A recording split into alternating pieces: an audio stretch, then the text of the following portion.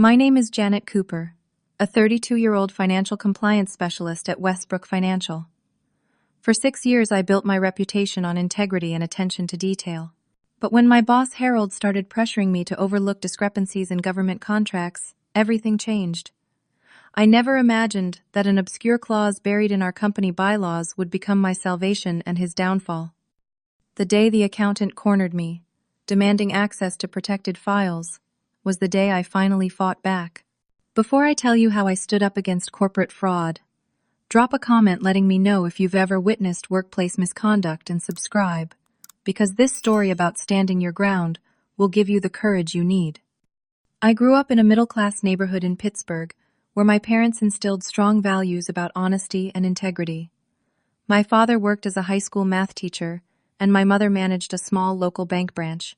Their consistent emphasis on doing the right thing shaped my worldview from an early age.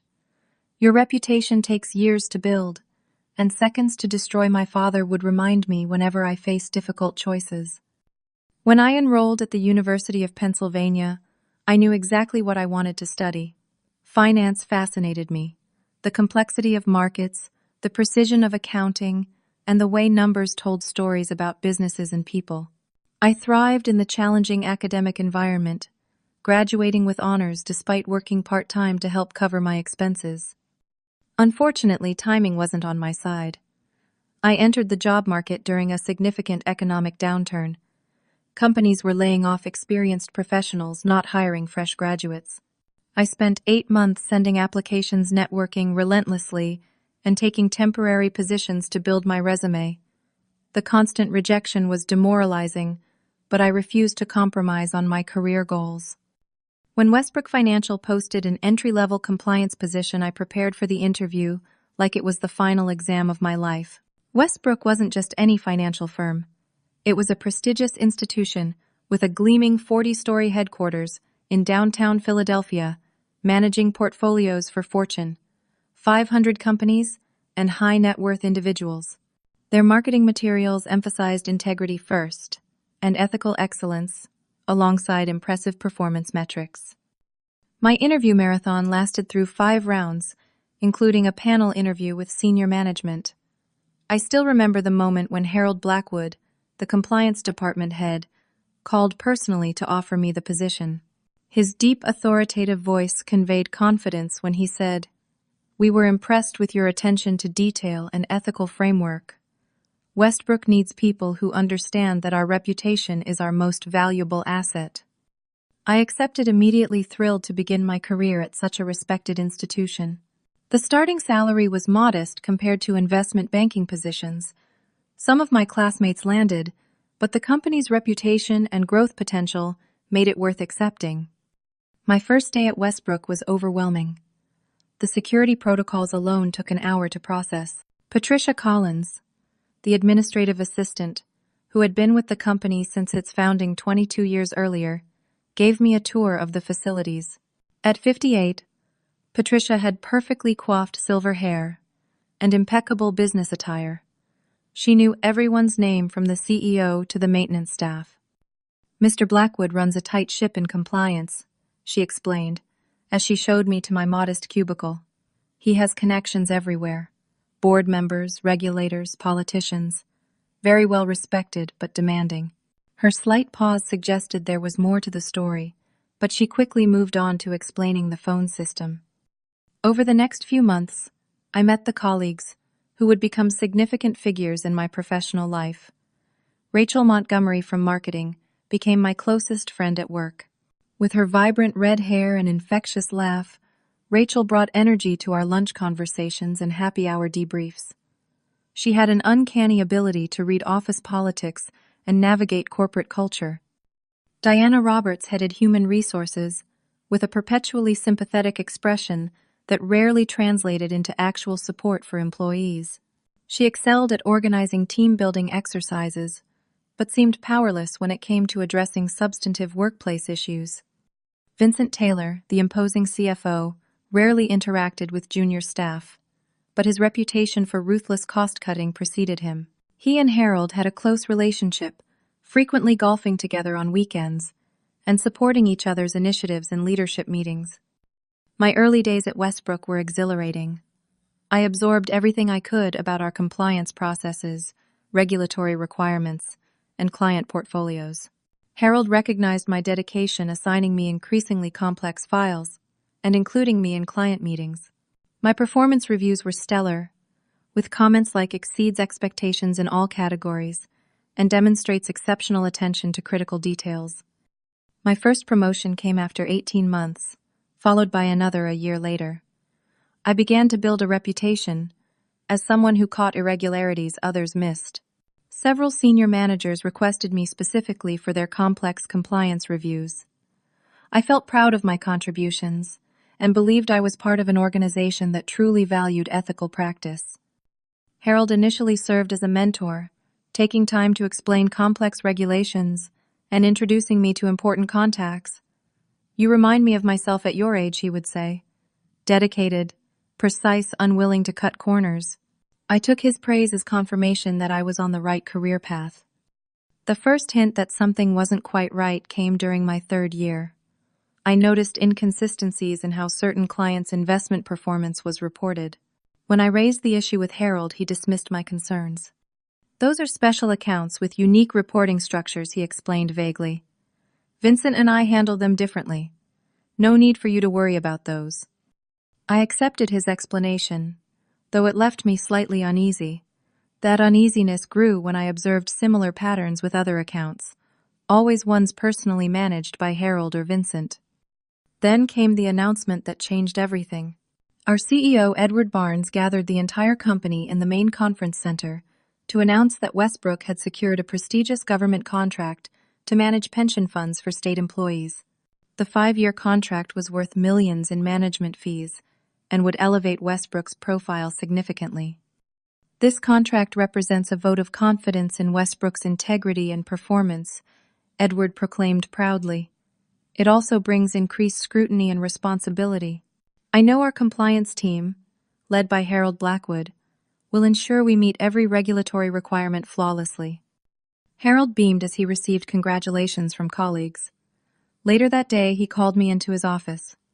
"Janet, I want you on the government contract team," he said. "Your attention to detail makes you perfect for this. It's a tremendous opportunity for your career growth."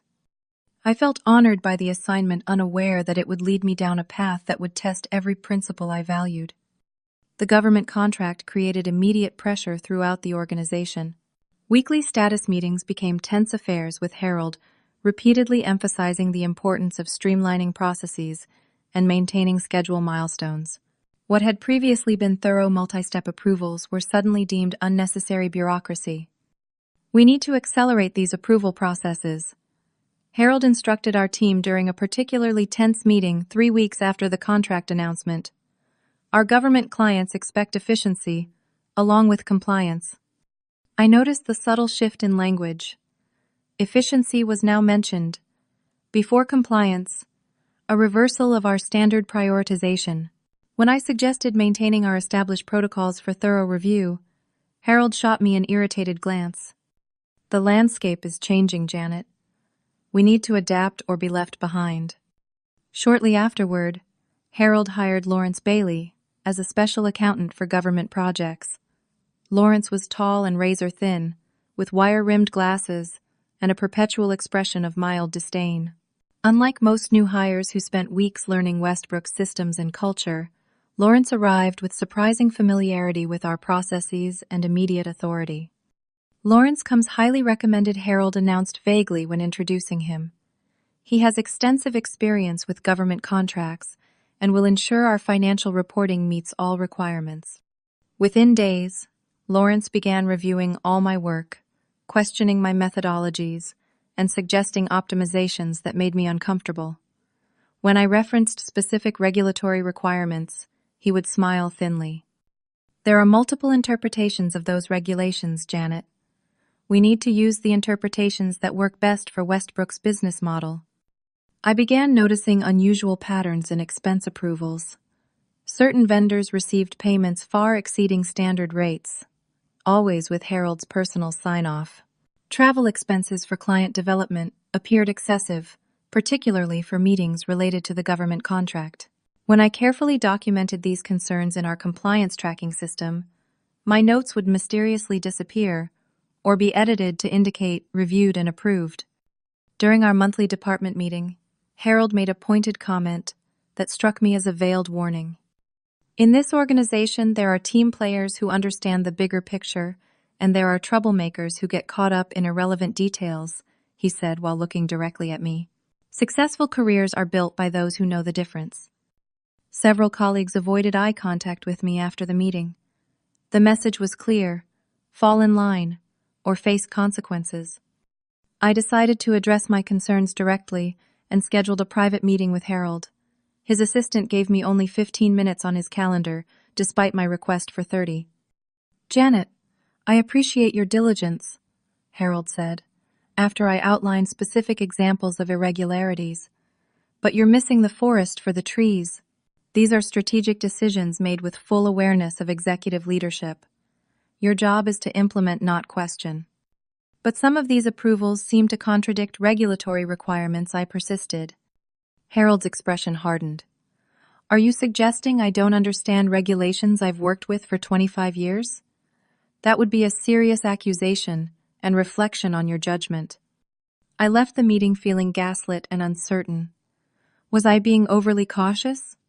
Was there a broader strategy I didn't understand? I decided to monitor the situation more carefully before raising further concerns.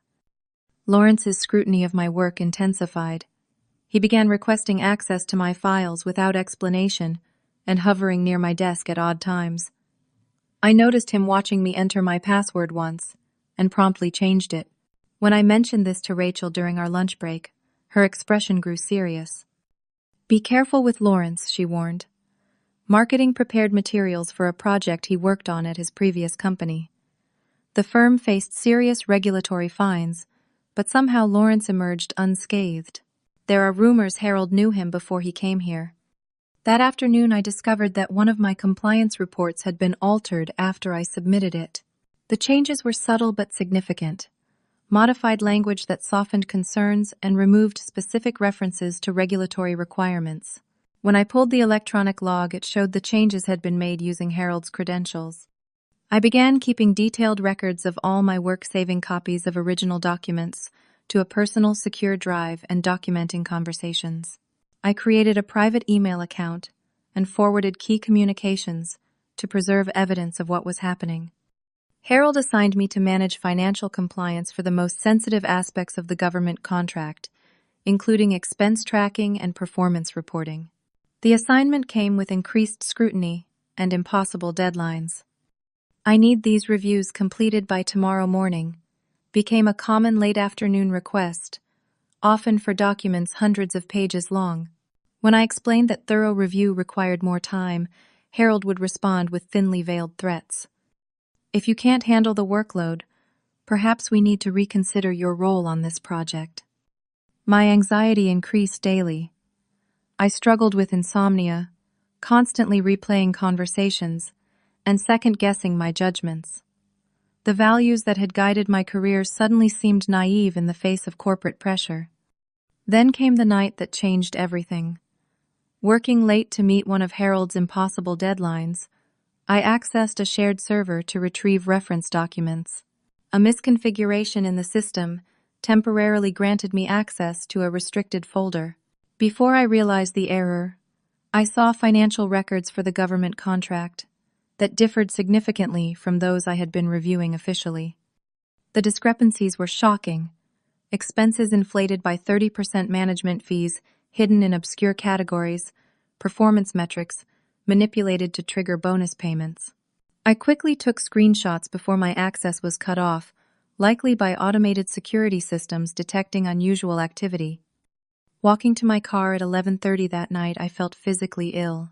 The evidence suggested deliberate financial manipulation of government funds, potentially criminal activity that I was now unwittingly connected to through my compliance role. I knew I had stumbled onto something dangerous, something that could destroy careers and possibly the entire company, including mine. The weekend following my accidental discovery became a turning point. Instead of recovering from the work week as planned, I spent hours researching government contract compliance requirements, financial regulations, and potential penalties for violations. The more I read, the more concerned I became about Westbrook's practices. Federal regulations specified clear guidelines for expense reporting, fee structures, and performance measurement for government pension fund management. Westbrook's actual practices, based on what I had seen, deviated significantly from these requirements. Penalties for knowing violations included substantial fines, contract termination, and potential criminal charges for responsible executives. I needed to understand the company better before deciding how to proceed. Monday morning I arrived early and sought out Patricia Collins. As the longest-serving employee and administrative hub of the organization, Patricia knew more about Westbrook's history than anyone. Patricia, I'm researching a compliance project about our company foundation and governance. I explained casually. Do you know where I might find historical documents about Westbrook's establishment? Patricia's eyes narrowed slightly. After 22 years managing executive communications, she could detect pretense instantly. She studied me for an uncomfortable moment before responding. The archives room on the third floor has the original incorporation documents and board minutes, she said finally. I can authorize your access, but I'd need to know the specific project. I hesitated, then decided to trust her. I've noticed some concerning patterns in our government contract management. Before raising alarms, I want to understand our governance structure better. Patricia's expression softened. Your timing is interesting. You're not the first person to ask questions about governance recently. She lowered her voice. Harold requested the same documents last month. First time in 15 years he showed interest in company history. This revelation heightened my concern. I spent my lunch hour in the archives room reviewing dusty binders of corporate documents. Most contained standard legal language and procedural details. But in the original company charter, I found something unexpected. Article 17, Section 4 contained an unusual provision labeled Asset Seizure and Corporate Protection Clause. The language was complex legal terminology, but essentially established a mechanism for immediately freezing company operations and assets if credible evidence of financial misconduct was presented. The clause empowered the legal department to implement protective measures without board approval if specific conditions were met. I photographed the relevant pages and continued searching, finding references to the clause in early board minutes. Apparently, the provision had been included by Westbrook's founders to protect the company from potential rogue executives after a scandal at a competitor firm. It had never been invoked in the company's history, but remained legally binding. That evening, I called Benjamin Walker, a law school friend who specialized in corporate governance. Without revealing specific details about Westbrook, I described the clause and asked for his professional opinion. It's unusual but not unprecedented, Benjamin explained. Some financial institutions implemented similar protections after major scandals in the 1980s.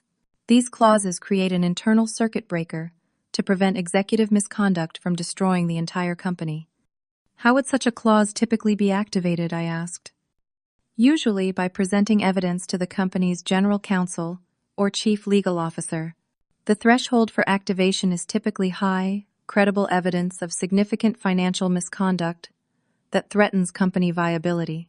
Once activated, it typically freezes all financial transactions and triggers automatic notification to regulators. Benjamin paused before continuing. Janet, are you involved in something problematic? This is a very specific inquiry. Just thorough research for a compliance project. I assured him, not ready to reveal my situation fully. One more question. What protections exist for employees who report potential misconduct?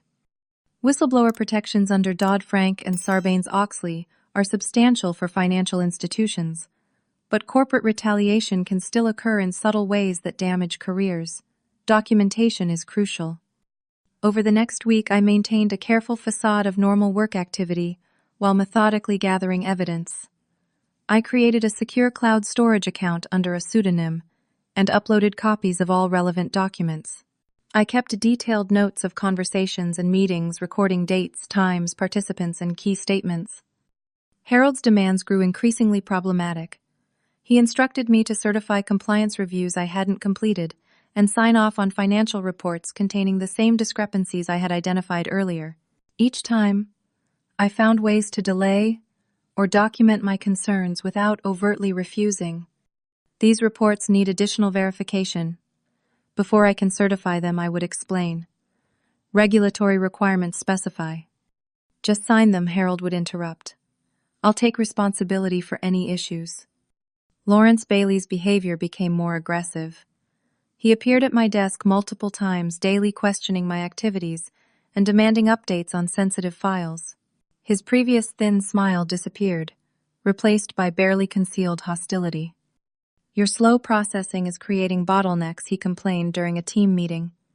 Everyone else manages to complete reviews on schedule.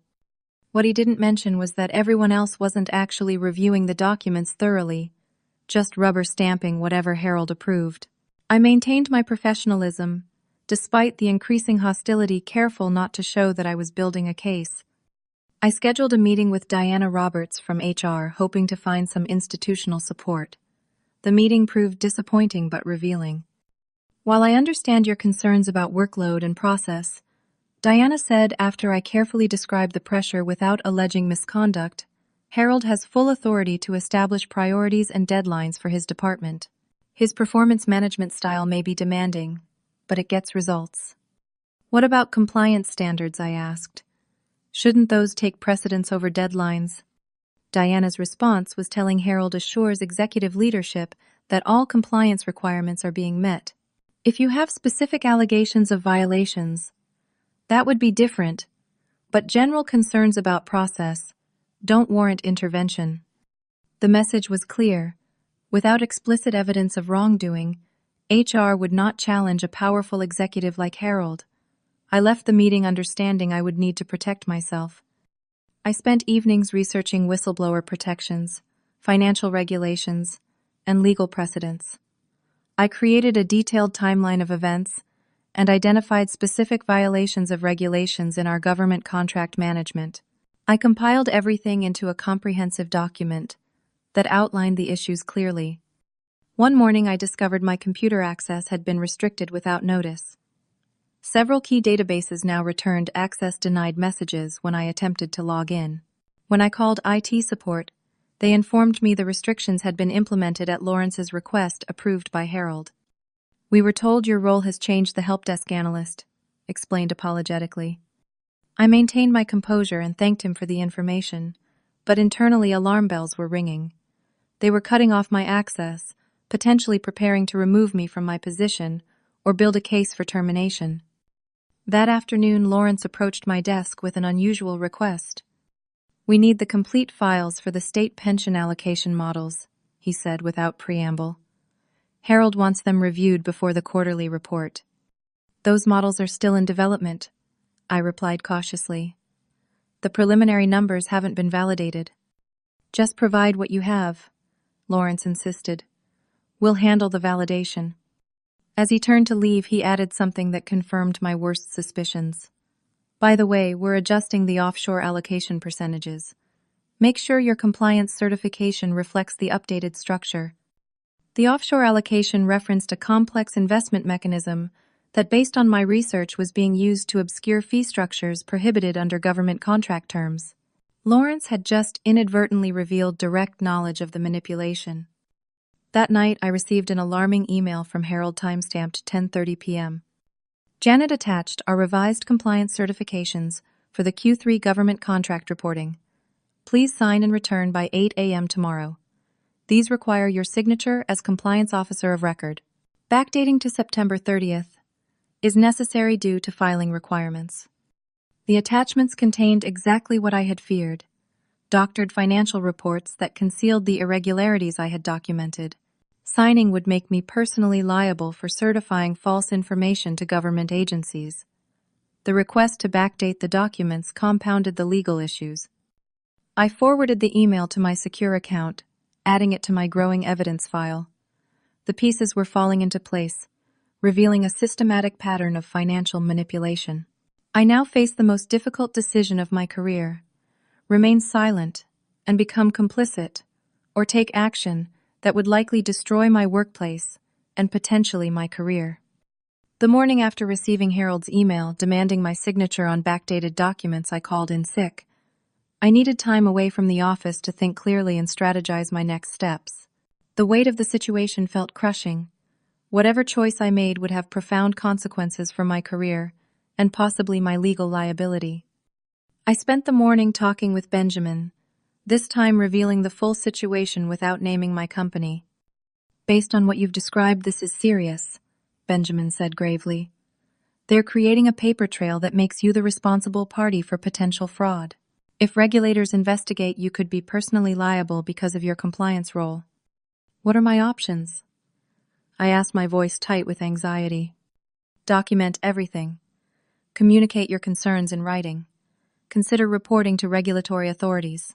The whistleblower protections are strongest if you report through proper channels first, but given what you're describing, external reporting may be necessary." Benjamin helped me establish a secure communication channel through his law firm's encrypted system. "Whatever you decide, protect yourself first," he advised. "Corporate loyalty means nothing if they're setting you up to take the fall." When I returned to work the following day, the atmosphere had noticeably shifted. Harold was coldly professional, no longer making casual conversation. Lawrence watched my movements with barely concealed suspicion. Several colleagues who normally stopped by my desk suddenly found reasons to avoid me. Mid-morning, I received a calendar invitation for a performance discussion with Harold and Vincent Taylor, the CFO. Scheduled for the following afternoon, the meeting description included ominous language about addressing concerns regarding work quality and compliance with departmental directives. They were building a case to terminate me. The timing was not coincidental. It followed directly after my refusal to sign the backdated documents. I needed to accelerate my preparation. During lunch, I casually mentioned the meeting to Rachel. "That doesn't sound good," she said, concerned.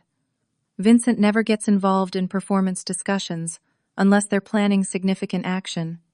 "Have others had similar meetings recently?" I asked. Rachel lowered her voice.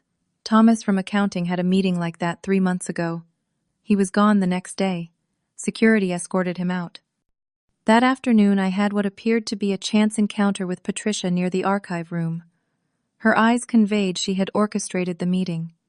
"Janet, I noticed your request for the original asset seizure clause documentation," she said quietly. "You should know there was an incident 15 years ago that was nearly reported to the board. Harold was involved then too. It was handled internally." She emphasized the last word meaningfully. "Do you have any documentation from that time?" I asked. Patricia glanced around before responding. "Personal notes only, nothing official. But they might provide context." She slipped me a folded piece of paper with an email address. "Some things shouldn't be discussed on company systems." The performance review meeting the next day was exactly what I expected. A carefully orchestrated attempt to create a record justifying my termination. Harold began with a litany of vague concerns about my recent performance issues and failure to adapt to changing priorities. Vincent Taylor, imposing in his bespoke suit, added criticism about my unnecessary delays in processing government contract documentation. I remained calm, recording the conversation discreetly on my phone. When asked why I had refused to sign the backdated documents, I responded carefully. I noted specific regulatory compliance issues that needed to be addressed before certification. I communicated these concerns to Harold and requested time to ensure the reports met federal requirements. "That's not how Harold described the situation," Vincent said coldly. "I have copies of my written concerns and the original reports," I responded, watching Harold's expression tighten. "I'm happy to walk through the specific regulatory requirements that weren't being met." Vincent and Harold exchanged glances. "That won't be necessary today," Harold said quickly. "This is a preliminary discussion. We'll schedule a follow-up to address specific examples." A follow-up that would never happen, I suspected. They hadn't expected me to have documentation or speak confidently about regulatory details. The meeting ended with thinly veiled warnings about alignment with company objectives and meeting performance expectations. As I left Vincent's office, I noticed Lawrence waiting nearby, clearly hoping to hear the outcome. His smirk suggested he anticipated my imminent departure. Later that day, I made a critical discovery while reviewing historical documents Patricia had secretly shared. 15 years earlier, shortly after Harold joined Westbrook, a similar pattern of financial irregularities had emerged with another government contract. The situation had been resolved when a junior compliance officer was terminated for performance issues after raising concerns. The contract irregularities were never reported to regulators. I now understood I was being set up as the next scapegoat. Harold had established a pattern of eliminating those who questioned his methods. The company's leadership had either been complicit or willfully ignorant. That evening, I received an anonymous email from a generic address: internal audit scheduled for government contracts next Tuesday. Files being prepared this weekend. No signature, but I suspected it came from someone who had observed what was happening and wanted to warn me. The timeline was accelerating. If they were preparing for an internal audit, they would likely be sanitizing records and creating a paper trail that shifted responsibility to me. I needed to act before they completed their preparations. I spent the weekend finalizing my documentation and preparing for various scenarios. I created multiple secure backups of all evidence and arranged for Benjamin to receive copies. I wrote a detailed summary of events with specific regulatory violations, identified and relevant evidence attached. On Monday morning, Harold summoned me to his office. Lawrence was already there, standing near Harold's desk with an expression of barely concealed triumph. "The government auditors will be here Thursday," Harold announced without preamble. "We need you to prepare the compliance certification files for their review. Lawrence will assist you." In other words, Lawrence would control what the auditors saw and ensure my name appeared on all certifications. "I'll begin gathering the relevant documentation immediately," I responded neutrally. "Lawrence has already identified the specific files required," Harold said. "He'll provide you with the list." As I turned to leave, Harold added, "Janet, I want to be clear about expectations. These auditors need to see that Westbrook maintains impeccable compliance. Anything less reflects poorly on all of us. I trust you understand what's at stake." The threat was unmistakable. Fall in line or face consequences. I spent the day appearing to cooperate while finalizing my preparations. Lawrence hovered constantly, watching what I accessed and making notes. He provided a list of files that conspicuously omitted documents containing evidence of the irregularities I had documented. "These are the only files you should be preparing," he emphasized. "Anything else would just confuse the narrative."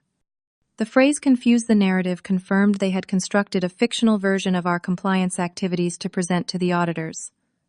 I was expected to reinforce this fiction or suffer the consequences. That evening, I sent an encrypted message to Benjamin with my final documentation and a simple message: "Proceeding tomorrow. Be available if needed." I barely slept that night, reviewing my plan repeatedly and considering potential outcomes. By morning, I felt a strange calm. The path forward was clear, even if the consequences remained uncertain. The morning of the confrontation, I woke before my alarm. A strange sense of clarity had replaced the anxiety that had plagued me for weeks. Today would change everything regardless of the outcome. I followed my usual routine with deliberate care, a final semblance of normalcy before the storm. I dressed in my most professional outfit, a charcoal gray suit that projected confidence and competence. As I applied minimal makeup, I rehearsed key points and anticipated counterarguments. I packed copies of critical documents in a separate folder, a physical backup to my digital evidence. Before leaving my apartment, I verified that all evidence copies were secured with trusted contacts. I sent a scheduled email to our company's general counsel, Andrew Phillips, with a subject line that would catch his attention: "Urgent Asset Seizure Clause Evidence Submission."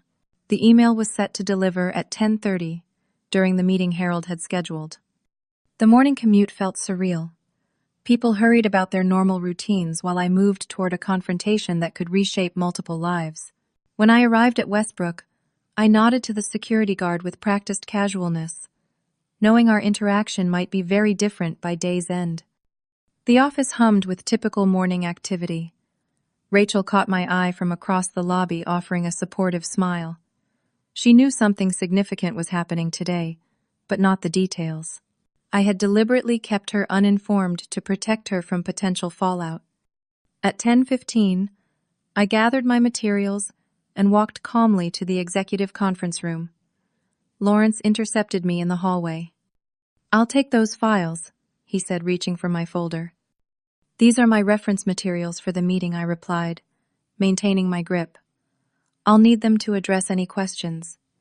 Lawrence's eyes narrowed with suspicion, but he couldn't create a scene in the busy hallway. He followed closely as I entered the conference room. Harold sat at the head of the table with Vincent Taylor to his right. Two board members I recognized, but had rarely interacted with occupied seats opposite Vincent. Their presence surprised me. This was clearly more than the preparation meeting Harold had described. "Janet, thank you for joining us." Harold began with false cordiality. "As I mentioned, we need to finalize preparations for the government auditors. The board has expressed interest in our compliance processes, so I've invited directors Williams and Stevenson to observe." The strategic brilliance of his setup wasn't lost on me. By framing the meeting around audit preparation with board members present, Harold created an environment where raising allegations would appear disruptive and unprofessional. He expected me to maintain appearances and address my concerns through proper channels later, channels he controlled. "Thank you for organizing this meeting," I responded pleasantly, taking a seat that allowed me to see everyone's faces. "I agree that compliance preparation is critical." Harold launched into a presentation highlighting Westbrook's robust compliance framework and exemplary record with regulatory authorities.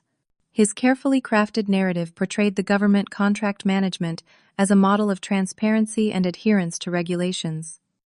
Lawrence followed with slides showing manipulated data that concealed the irregularities I had documented. The fictional version of our compliance activities was impressive. Had I not seen the actual documentation, I might have believed it myself. "Janet has been managing the day-to-day compliance reviews," Harold said, turning attention to me. "Though we've had some concerns about process delays and documentation standards recently." And there it was, the subtle undermining of my credibility before I could speak. The board members glanced at me with newfound skepticism. Before Janet shares her perspective, Lawrence interjected, "I believe we should review the specific files prepared for the auditors. Janet, could you provide those now?" I opened my folder calmly. "I'd be happy to discuss the compliance documentation. However, I think it's important to address some discrepancies I've identified first." Harold's expression tightened almost imperceptibly. "We should focus on the audit preparation as planned. Any other concerns can be addressed through proper channels afterward." Actually, I continued steadily. These discrepancies directly affect the audit preparation. They involve significant compliance issues with the government contract reporting. Director Williams leaned forward with interest. "What sort of discrepancies?" Before Harold could interrupt, I began methodically presenting evidence of the altered financial reports highlighting specific regulatory violations and the pattern of manipulation. I referenced original documents with timestamps showing when alterations occurred and by whom. Harold's face flushed with anger. Vincent Taylor sat rigid, his expression darkening as the implications became clear. Lawrence fidgeted nervously, likely calculating his own exposure.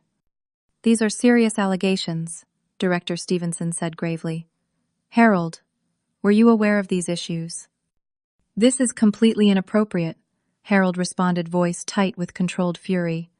"Janet has misinterpreted standard accounting practices and is presenting incomplete information out of context. This is not the proper forum for such discussions." I have complete documentation supporting each point, I countered calmly, including original reports before alterations, email directives regarding changes, and specific regulatory requirements being violated. Vincent Taylor intervened, his tone dismissive. "Janet, your interpretation shows inexperience with complex financial structures.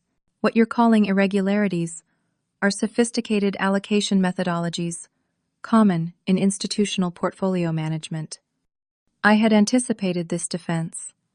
I've included references to specific federal regulations that prohibit these exact methodologies for government pension management. The contract terms explicitly forbid the fee structures being implemented. The board members exchanged concerned glances. Harold attempted to regain control of the meeting. We're getting sidetracked from our purpose today.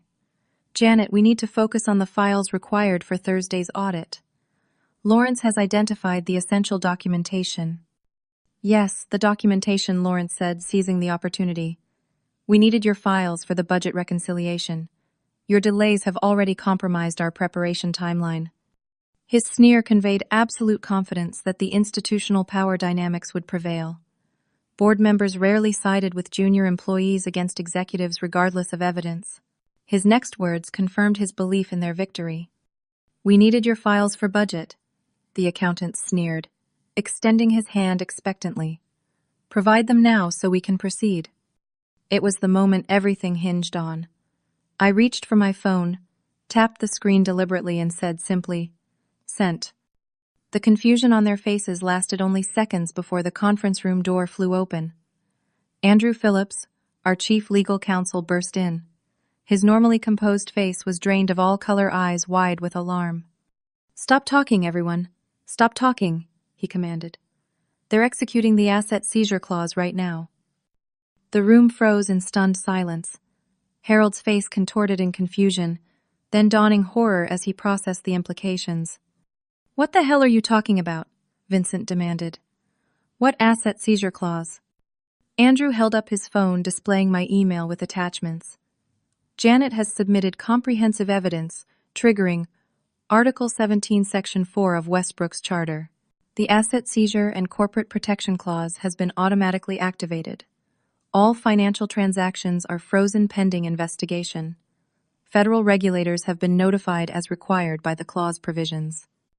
Harold lunged for his phone, presumably to contact allies or destroy evidence, but Andrew shook his head.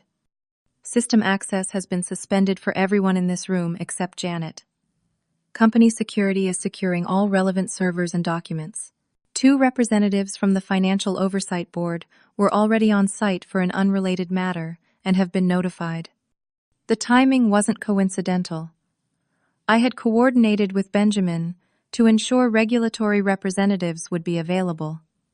The unrelated matter was arranged through his connections.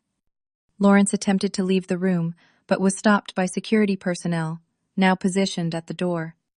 "This is absurd," Harold sputtered, his carefully cultivated authority evaporating. "You can't possibly believe the accusations of a disgruntled employee over executives with decades of experience." "The evidence speaks for itself," Andrew replied, his legal training reasserting itself after the initial shock. "The documentation Janet provided meets the threshold specified in the charter. The automatic protocols are designed specifically to prevent executive interference during investigation."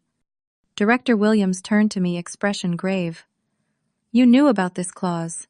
You planned this." I met his gaze steadily. "I discovered the clause while researching ways to protect the company from exactly this type of misconduct. Everything I've presented is thoroughly documented. I followed every internal reporting channel before taking this step." Security personnel entered the conference room politely, but firmly requesting that Harold, Vincent, and Lawrence surrender their company devices and credentials. The humiliation was evident on Harold's face as he relinquished his phone and laptop. "This is career suicide," he hissed as he passed me. "Even if you're right, no one hires whistleblowers. You'll never work in finance again." I maintained my composure as the room transformed into the initial staging area for what would become a comprehensive investigation. Additional legal personnel arrived along with IT security specialists who began documenting the digital environment and securing evidence. The confrontation I had feared for weeks had unfolded in minutes, setting in motion consequences that would reverberate through the company and potentially the industry. As I provided preliminary statements to the legal team, I felt neither triumph nor regret, only certainty that I had finally aligned my actions with my values, whatever the personal cost might be.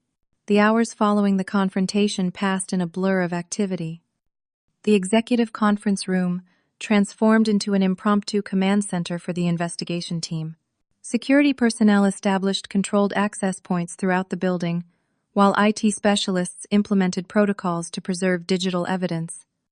The stunned silence that had followed Andrew's announcement about the asset seizure clause quickly gave way to urgent activity. Board members huddled with legal counsel, attempting to understand the full implications of the activated clause. Harold, Vincent, and Lawrence were separated and escorted to different conference rooms for preliminary questioning. I remained in the main conference room, methodically walking Andrew and two representatives from the Financial Oversight Board through my documentation. My hands trembled slightly as I organized the evidence I had meticulously compiled over weeks, but my voice remained steady as I explained the patterns of manipulation I had discovered. The alterations followed a consistent methodology, I explained, displaying side-by-side comparisons of original and modified reports. Expense allocations were shifted to categories not subject to fee caps under the government contract. Performance metrics were adjusted to trigger bonus payments that wouldn't otherwise be justified. Andrew studied the documents intently, occasionally asking clarifying questions. His initial shock had transformed into focused professionalism. "How long has this been occurring?" "I have definitive evidence covering the past 11 months, I replied. However, based on historical patterns and information shared by Patricia Collins, similar practices may have occurred with previous government contracts. As we reviewed the timeline of events, the door opened to admit Diana Roberts from HR, looking pale and confused. Behind her stood Westbrook's CEO, Edward Barnes, his typically composed expression replaced by barely controlled fury. "I want to understand exactly what's happening," he demanded. "Why wasn't I notified immediately when this clause was activated?" "The asset seizure clause explicitly prohibits notifying executives until initial evidence preservation is complete," Andrew explained. "It's designed to prevent potential evidence destruction or interference." The board chairman was notified simultaneously with the activation. Edward's gaze fixed on me with an intensity that made me momentarily regret my actions. His decades building Westbrook were potentially undone by my decision to expose the corruption within his organization. "You did this," he stated flatly. "Rather than bringing your concerns to me directly, you chose to activate a nuclear option that threatens the entire company." I maintained eye contact despite my instinct to look away. I attempted to address these issues through appropriate channels multiple times. My concerns were dismissed, my access was restricted, and I was being set up to take responsibility for the irregularities. The evidence indicates senior executives were directly involved in financial manipulation of government contracts. Before Edward could respond, Director Williams intervened. "Edward, I've reviewed the initial evidence. The documentation is substantial and concerning. The board fully supports the activation of the protection clause under these circumstances." The implied message was clear. Blaming the messenger would not be accepted. Edward's expression shifted as he processed the reality of the situation.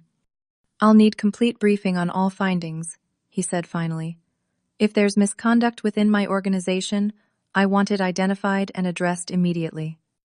Throughout the afternoon, the investigation expanded rapidly.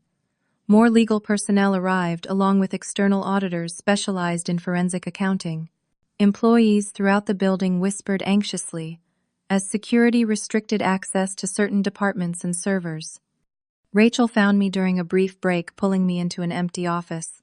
"My God, Janet, what's happening? There are rumors flying everywhere.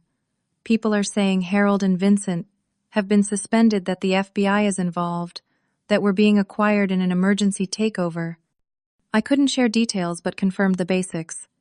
"There's an internal investigation into compliance issues with the government contracts. I can't say more right now." Rachel studied my face. "This is what you've been worried about for months, isn't it?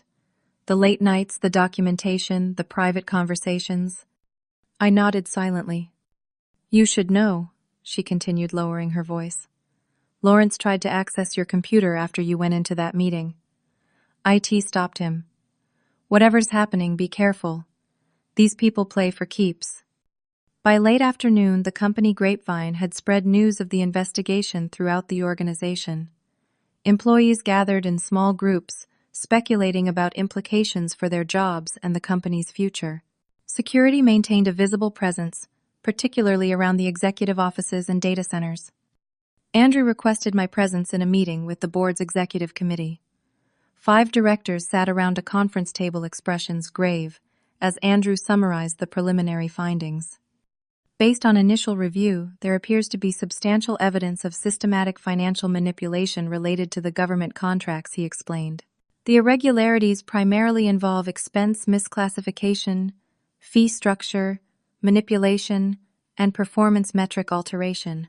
Janet Cooper identified these issues through her compliance role and documented them extensively after internal reporting failed to address the concerns. And the individuals implicated, asked the board chairman. Preliminary evidence suggests direct involvement from Harold Blackwood and Lawrence Bailey, with oversight from Vincent Taylor.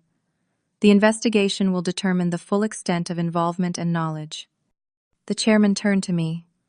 Ms. Cooper, the board appreciates your courage in bringing these issues forward. We understand this couldn't have been an easy decision. His words provided modest validation, but I remained acutely aware that my professional future remained uncertain. Whistleblowers, even vindicated ones, often faced significant career challenges. As the day ended, Andrew informed me that I would be placed on paid administrative leave during the investigation. This is standard procedure, not a reflection on your actions, he assured me. We'll need your ongoing assistance with the investigation, but you shouldn't return to regular duties until the situation is clarified. Security escorted me to collect personal items from my desk. Colleagues watched with undisguised curiosity as I packed a small box. Some avoided eye contact entirely, while others offered subtle nods of support. Patricia approached as I prepared to leave.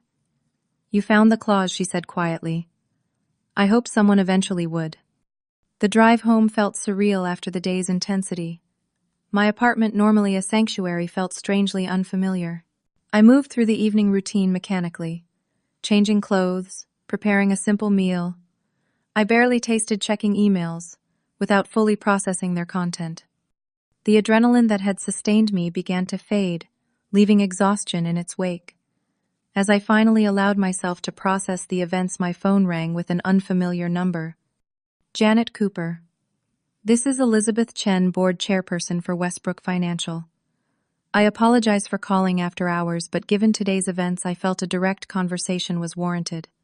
Her voice was steady and authoritative, betraying no emotion about the corporate crisis unfolding under her watch. The board has called an emergency meeting for tomorrow morning. We would appreciate your attendance to provide first-hand information about the issues you've identified.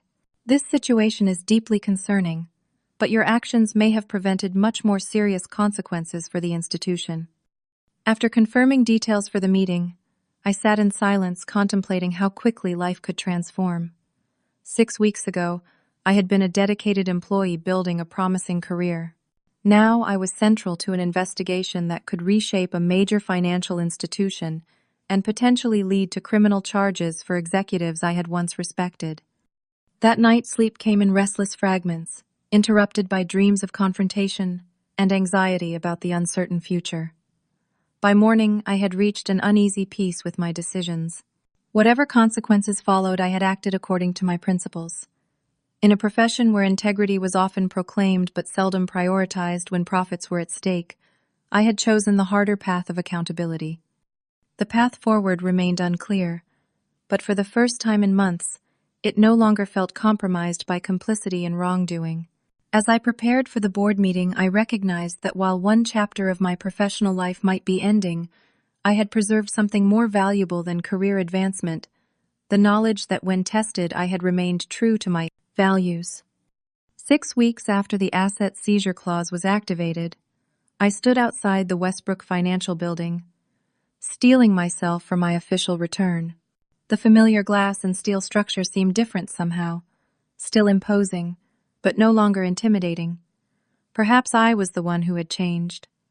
The investigation had unfolded with remarkable efficiency once properly initiated. Forensic accountants uncovered evidence of systematic financial manipulation dating back 3 years. Harold's scheme had gradually expanded from minor expense misclassifications to significant fraud involving government contracts. Lawrence Bailey had been specifically hired to help conceal the irregularities through creative accounting. The lobby security guard greeted me with unusual deference as I presented my newly reissued credentials. "Good morning, Miss Cooper. Welcome back." The elevator ride to the executive floor felt surreal. 6 weeks earlier, I had left the building escorted by security, uncertain if I would ever return. Now I was responding to a formal invitation from the board chairperson.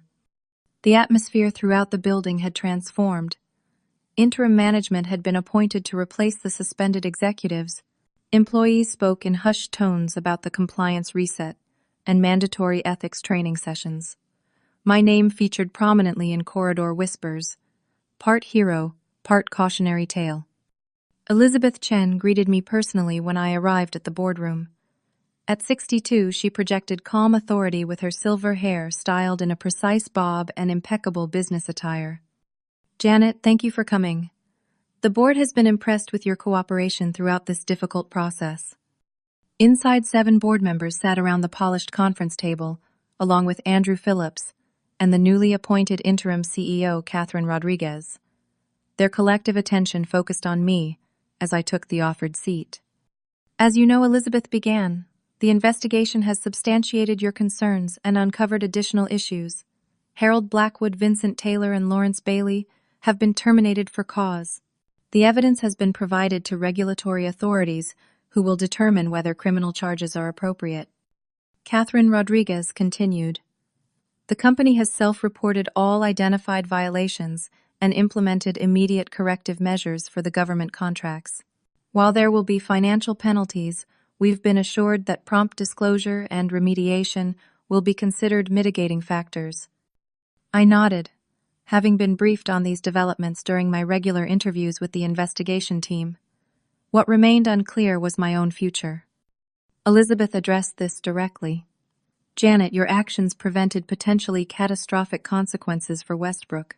The board has unanimously agreed to offer you a newly created position as Director of Compliance Integrity, reporting directly to the board's audit committee." The offer stunned me. I had expected professional vindication, but not promotion. "I appreciate the offer," I responded carefully, "but I need to understand what the role would entail." Catherine explained, "We're establishing a completely restructured compliance division with enhanced authority and independence. The director would develop new safeguards, review existing practices, and have unfiltered access to raise concerns at the highest levels." The opportunity was remarkable, but I hesitated. The trauma of recent months had left its mark. I still experienced anxiety when reviewing financial documents. I startled at unexpected emails. Trust once broken couldn't be instantly restored. "I need some time to consider," I replied. "The past months have been challenging, and I want to ensure I'm making the right decision for both myself and Westbrook." "Of course," Elizabeth agreed.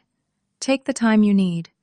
Whatever you decide, the board wants to formally acknowledge your integrity and courage." As I left the meeting, colleagues who had previously avoided me now offered smiles and greetings. The power dynamics had shifted dramatically. Those who had enabled the corruption through silence suddenly discovered their voices in support of ethical standards. Rachel waited near my temporary office, her expression a mix of excitement and concern. "So, what happened?" Over lunch, I shared the board's offer and my reservations. "You'd be crazy not to take it," Rachel insisted. "Director-level reporting to the board. That's unprecedented for someone our age." "It's not about the title," I explained. "It's about whether I can be effective in changing a culture that allowed this to happen, and honestly, whether I can trust the institution again." Rachel's expression softened. The old Janet wouldn't have had those concerns. "This whole ordeal has changed you." She wasn't wrong. The experience had transformed me in fundamental ways. The naive belief in institutional integrity had been replaced by a more nuanced understanding of organizational dynamics and human behavior. I had discovered my own strength through adversity, but also experienced the personal cost of standing alone. Over the following week, I met with a therapist specializing in workplace trauma. Dr. Elizabeth Morgan helped me process the anxiety and trust issues stemming from months of gaslighting and hostility. What you experienced was workplace psychological abuse, she explained.